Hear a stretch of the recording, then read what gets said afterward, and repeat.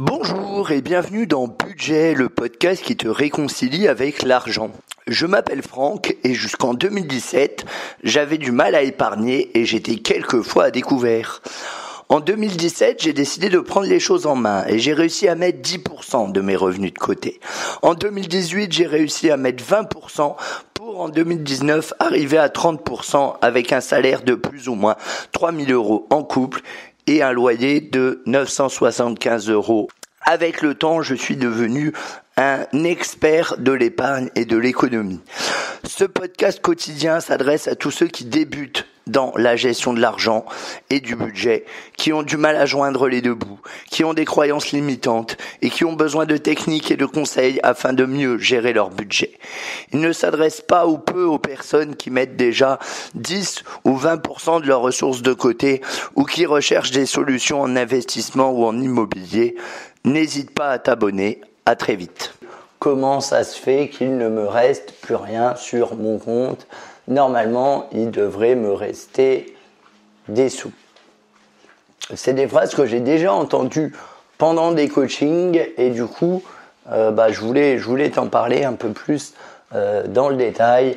Donc effectivement, on sera d'accord sur le principe que l'argent ne s'évapore pas, ce n'est pas comme l'eau.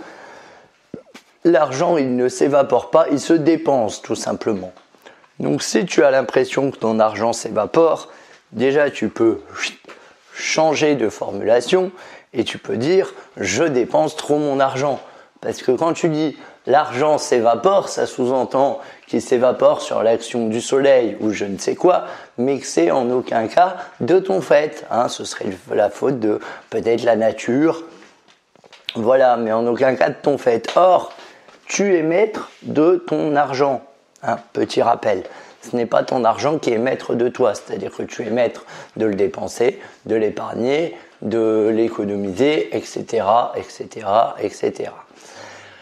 Et la prochaine fois que tu te dis ça, la prochaine fois que tu te dis j'ai l'impression que mon argent s'évapore, c'est normal de ressentir cette impression-là. Ça veut dire que tu ne fais pas assez attention à tes dépenses, j'allais dire et à tes recettes, mais généralement les recettes on fait attention, les dépenses beaucoup moins. Je te conseille de prendre tes 3 derniers relevés de compte et de voir où est-ce qu'il s'évapore cet argent. Et tu verras assez rapidement que c'est pas dans les grosses sommes, parce que les grosses sommes c'est un peu un biais psychologique qui fait que pour les grosses sommes on va être attentif. Si vous regardez ce que vous dépensez dans le mois, je suis sûr et certain qu'il n'y a pas beaucoup de grosses sommes. Parce que les grosses sommes, ça nous met un seuil d'alerte. Les petites sommes, le petit journal, le petit café, le petit truc à 1 €, nanana, ça ne nous met aucun seuil d'alerte. Pourquoi ? Parce que c'est des petites sommes, parce qu'on paye en carte, parce qu'il y a le sans contact, ce qui est encore pire, etc., etc., etc. Et c'est ça en fait qui fait que ton argent, que tu as l'impression que ton argent s'évapore, que tu as l'impression que ton argent disparaît. C'est à cause de ces petites sommes.